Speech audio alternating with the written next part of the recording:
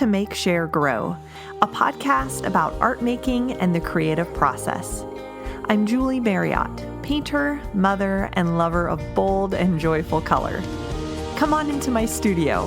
I hope what I share here about my art practice will inspire you in your own creative journey.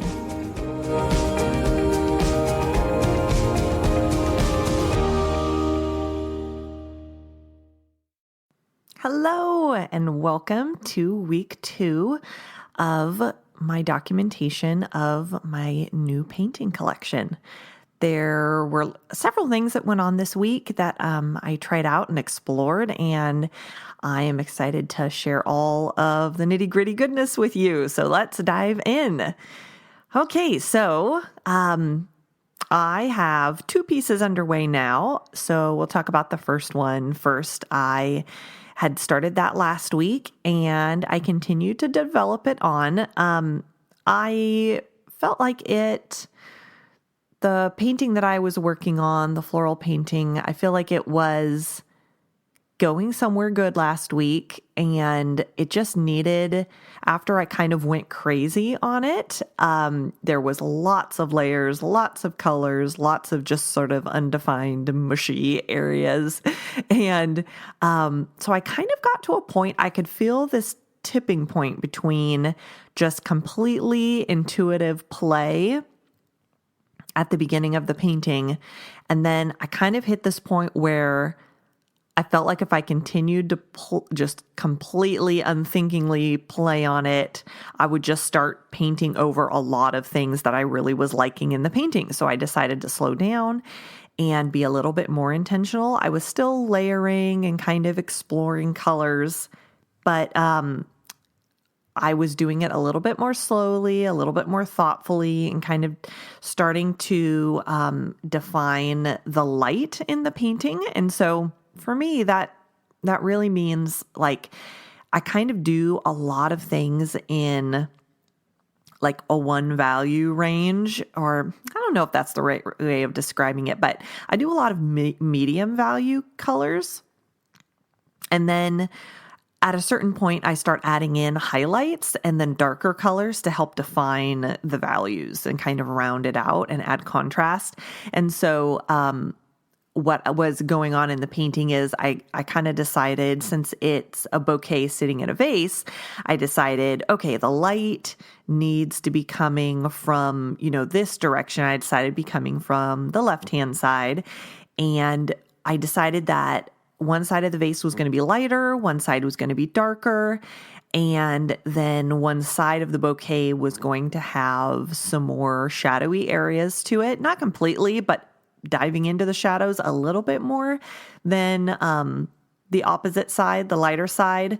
And so, yeah, that was really fun. And I just continued to layer and to define shapes and kind of not clean up edges at all. The edges of all the different shapes in the painting are still very hazy, and I love it that way. And I got the comment from a couple people who saw the painting at this stage that it had a more muted sort of feeling to it. And that kind of caught me off guard, because at first I was thinking, wow, this is so bright. Look at all the bright colors in it. It's just like all my other paintings. And then when I got the comment that it was more muted, I was like, what is going on? And so I thought about it some more and realized that what's going on in the painting is that because I'm using this dry brush technique where I'm laying down texture, but you're still seeing the color that's underneath the color that I'm painting. So you're seeing like color over color over color. What happens visually is that the colors tend to mute each other. You're not getting the full blast of a single saturated color. You're kind of looking through layers of color to layers underneath. And so your eye is like visually mixing the layers. And so it's coming out as a more muted experience, even though I'm using intense colors for the most part the whole time. So I thought that was really interesting and kind of a neat development. So I've definitely been trying to find the balance between intentionally developing areas of the painting and not having it be completely haphazard. So finding that balance between developing, but then not overworking. So to me, I feel like if a whole painting is just very intuitively, just like sort of crazily applied, not much of my thinking skills or my problem solving skills and my editing skills are there yet, and it needs that stage. So one thing that I was taught by my professors in college that I really liked, one of my painting professors, and it's just always stuck in my head. He said, you're responsible for everything that is on the canvas. You have chosen to leave it there or to take something away or to leave it there. And everything that's there on the canvas, you have chosen to leave there. And so I like that approach and that mindset of being intentional about my painting. And even if something completely unintentionally wonderful happens, I leave it there because I'm intentionally choosing to leave it there. And then there are certain things that completely unintentionally, haphazardly happen that I don't like the looks of. I'm going to take those away. And so, anyway, I'm entering more of that editing phase of the painting. But I wouldn't say that anything is 100% refined. I definitely have areas where I love the effects and the textures, and I feel like the shapes are just defined enough. And then other areas, I kind of look and go, "Ooh, that's totally not finished." But for the most part, I felt like it was at a good place, and I was starting to get a little bit tighter with my painting style and wanting to be a little bit more getting into the details. And so, like I said last week, I really don't want to jump into that phase until I have more canvases going on this looser sort of, at that looser stage, so that I can kind of stay in the really playful, loose, intuitive phase of my creation process as long as possible. So, so I took the painting and I hung it up. And something that's interesting, since we moved homes and I no longer have a separate room, that's my studio. My studio is now in a pretty large, spacious corner of our open dining room kitchen area. And so something that's interesting about basically kind of working in, like directly in our living space, is that I could hang up the painting on the wall. I took down a painting that we had purchased and it was hanging there, and I took it down and I hung up my painting, my completely, in my mind, unfinished painting, just to think about it and to look at it.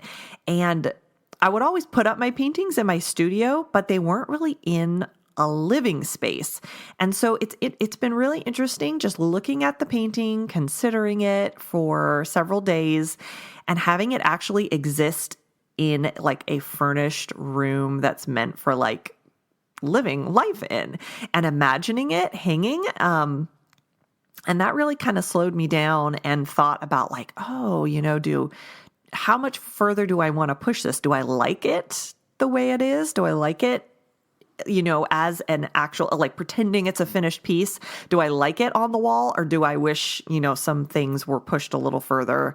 And so, that's been really interesting, just living with it, and considering it from that perspective. And I would totally recommend that if you're working on a painting, put it in your living space, because it really takes it out of the working mentality, and you can kind of see if it sits well as a piece in a home, because that's my intention, at least for all of my pieces. I want them to go to people's homes. I want them to be lived with. I want them to feel they're part of a home, that they're going to, bring joy and color to your space, and be really comfortable to live with and bring beauty to your life. And so, just having it hang there was really interesting, thinking about all those things. So there definitely are some things that I'm going to defined about the painting, but there are also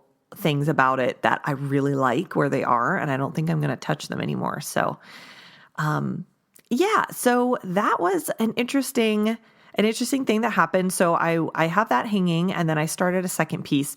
But before I start talking about the second piece, I wanted to share I was looking at notes on my phone, and I had this one note that I came across that I wrote back in 2019. And I think it was kind of in preparation for 2019, like starting as a year. So it was like at the very beginning. And I wrote a list of lots of different themes and ideas and things that I am interested in exploring in my work. And I wanted to read you this list because I think it's perfect for this project. So my notes from 2019 say techniques I want to explore. And then I have a list of bullet points. Atmosphere, drips, brushwork, blending in background, spray, speckles, splatters, built up layers, start out more washy, drippy, unrefined, carve out shapes from background, more layers and textures. And I was looking over that list and I thought, this is everything that's going on in this collection. I feel like I hadn't quite got there with all of those ideas that I was curious and techniques I wanted to go into and explore. And I'm totally doing almost every single one of them in this painting series so far. And I just thought, that's awesome. So it takes a while. Sometimes things have to marinate, and I am a big fan of just like jotting notes. I don't keep journals. I don't keep sketchbooks very consistently at all, but I have notes on my phone that I just write down ideas. And even if it's just one running note that I just like I keep tacking things onto, and the idea of the note might change, but it's all having to do with painting. So I just keep writing on it. I would totally recommend that because you can revisit it and kind of think, how have I achieved that or moved away from that, in the future? And it's pretty fun. And it can remind me of things I was interested in that and kind of amaze me that is exactly what I'm still aiming for like 2 years later.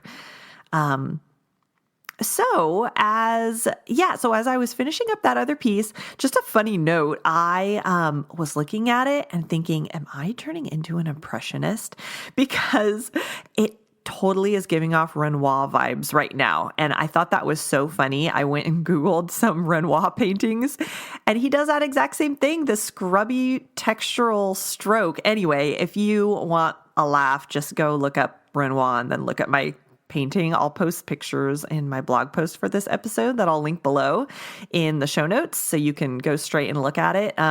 Anyway, it was just a funny thing that I never really connected my art to any specific art movement. And so seeing that and have that pop out in my mind was pretty funny. So that's a silly side note. Okay, so after I kind of wrapped up that first painting and kind of put it on hold, then I started a second one, and I'm continuing on with the 24 by 30 scale. And I began it with my new paints that I ordered. They came, and I was really excited to try them out and let you guys know what I thought about them. So what I got was two golden fluid acrylics. I got a white and what was it? Oh, it was the magenta. Excuse me. It was the quinacridone magenta. That's my favorite type of magenta. And or my favorite type of cool pink, we'll say that. And then I got, what is another one? I got green gold, and was there another one? Oh, I got turquoise, I think it was. And then I got two high flow paints. One of them was quinacridone red, which makes a very beautiful pink once you mix it with white, and it makes kind of a warm pink. And then the other one that I got was ultramarine blue. Okay, so I'm like trying to pull them up in my brain. Okay, so what I found is I have used golden fluid acrylics before. So I had a small set of them that I experimented, I don't know, maybe 2 years ago with. And so I kind of knew what to expect with those, but I wasn't quite sure what the high flow acrylics were going to be like. So I've read when I was reading reviews online over and over, I hear people comparing the fluid acrylics consistency to like the consistency of heavy cream. So if you buy like whipping cream or heavy cream, it's like definitely a liquid, but it has just a certain amount of viscosity. It's like has this little bit of thickness that makes it thicker than water. And what I found with those is that if I love painting just loosely and fluidly with them, but they don't produce drips unless I also have water in my brush. So that was something that I really wanted to figure out for these particular paintings. I love adding drips to these. I'm having a lot of fun with that, using drips. And I wanted to try to find a paint that was a little bit of a thicker consistency, or not a thicker consistency, that's the wrong word, was more opaque. That's what I'm trying to say. It's a stronger color with also having a drippiness to it, like a very fluid consistency. So both of the paints I bought have very good pigmentation because they're Golden brand and they have very high pigment counts. But the fluid acrylics don't drip unless my brush is just completely saturated with the paint, and I push kind of hard with my brush down, and then a drip will form. But usually I was finding I had to mix some water to get it to drip. And so then I tried out the high flow acrylics, and it was really interesting. I was expecting them to be more watery, but literally their consistency is just like water. They're in these interesting squeeze bottles that have like a little pointed twist up top. So you just kind of twist to uncork the top a little bit, and then it's like this little point you squeeze the fluid out of. And people will use it for ink in pens and for airbrushing tools and things like that. And so I was expecting something very fluid, and I squeezed it out on my palette, and it's runny exactly like water. It felt like completely, almost like uncontrollable, like it's like slipping and sliding if you tilt your palette. And so those, I just had to fill up my brush with that like only about halfway, and it would form a drip and go straight down my canvas really beautifully.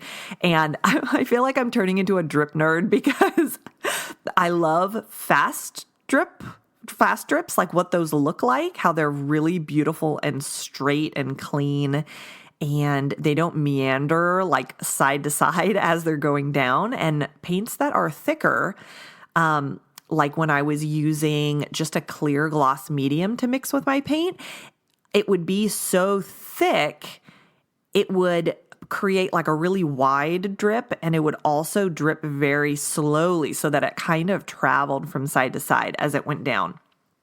And this drips, the high flow acrylics drip just like water would, where it's like definitely goes much quicker and faster down the canvas and just produces a beautiful kind of saturated color drip. So I'm a big fan of them. I love them. They definitely are pricey. So I just brought a couple colors of those, and I found if I mix the high flow with the fluid, and then maybe added just a little bit of water, I could get lots of color variations. And so I'm happy with what I've got for now.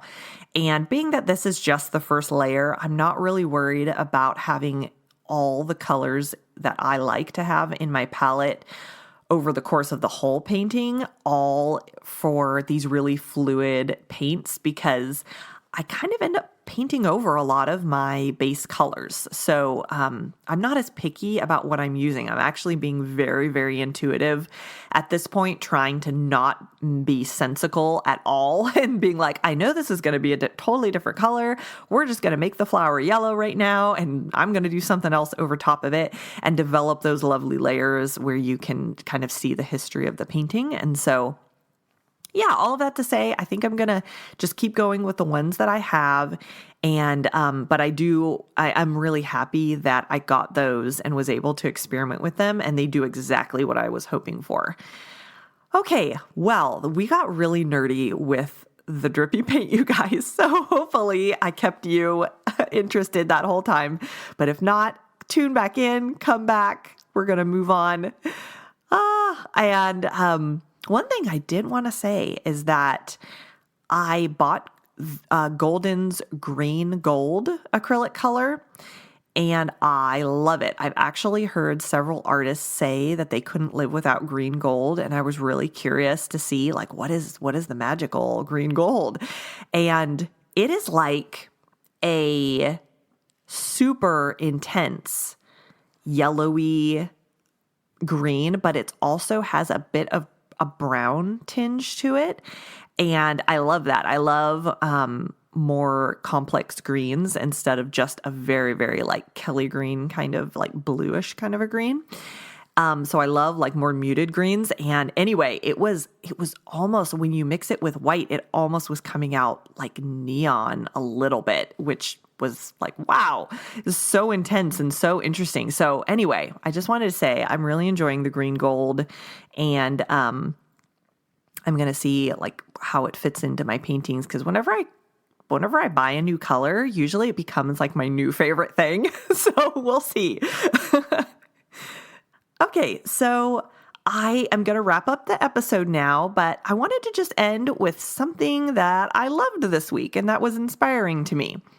So I was listening to Susan Nethercoat's podcast. She's an Australian artist, and I've really been enjoying her podcast. And I was listening to episode 50 of her podcast, where she was having a conversation about developing different styles as an artist and the pros and cons of that, and kind of the struggles that we as artists have when we're trying to, develop our artistic voice and become known for a certain aesthetic in our work. But then we're also battling having this desire to move forward and to experiment and to try new things. And I feel like that is something that has totally been going on in my mind recently with this new body of work that I'm starting, where I'm doing things and I'm trying things, and the work is turning out like pretty different from my normal style. And, as I'm loving it, I'm having so much fun, and this is totally the direction that I am interested in pursuing for this collection and exploring and forging ahead. It's still sort of in the back of my mind. Will all of the people who've been enjoying my art, will they like this style? What will they think?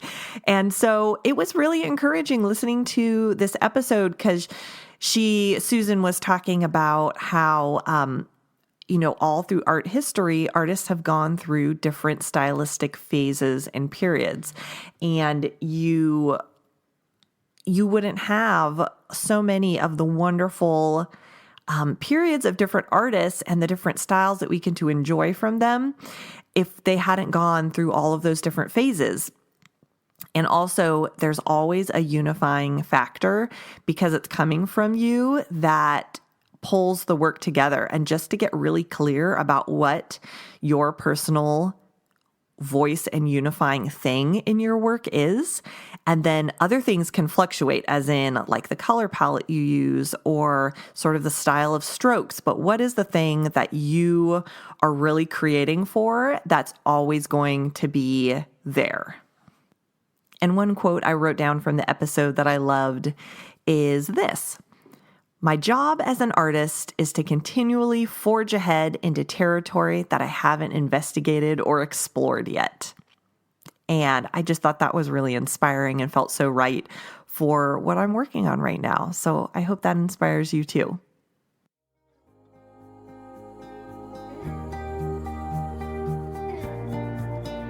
Okay, that is it for this week. Thank you so much for joining me and for reveling in all of the nerdy chit chat. I'm excited to keep sharing with you next week on how the work has progressed. All right, bye for now.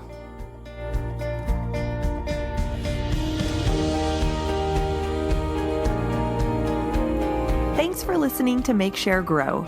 You can keep up with the podcast and my artwork on my website, juliemarriottart.com, and on Instagram at Julie Marriott Art.